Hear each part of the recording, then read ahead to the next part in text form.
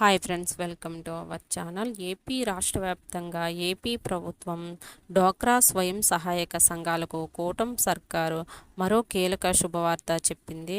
డ్వాక్రా సంఘాలకు ప్రయోజనాలు కల్పించేందుకు వరుసగా కీలక నిర్ణయాలు తీసుకుంటున్నారు. స్వయం సహాయక సంఘాల నిబంధనలో గ్రామీణ బ్యాంకులో మార్పులు చేశాయి. డ్వాక్రా సంఘాల్లో కనీసం 8 మంది యాక్టివ్ సభ్యులు ఉన్నా సరే సంఘాలకు రిపీట్ లోన్ మంజూరు చేస్తున్నారు. గతంలో సభ్యుల మరణం లేదా వలసల వలన సంఘాల్లో సభ్యుల సంఖ్య 10 కంటే తక్కువ ఉంటే లోను ఇవ్వడం కుదరదని బ్యాంకులు చెప్పేవారు. దీంతో ఈ కారణాలతో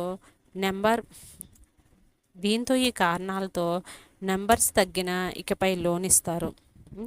అయితే పాత బకాయిలు లేకుండా ఉండాలి, సక్రమంగా చెల్లింపులు ఉండాలని స్వయం సహాయక సంఘాల ప్రత్యేక తీర్మాన బాధ్యతా పత్రాన్ని సమర్పించాలని మంత్రి తెలిపారు.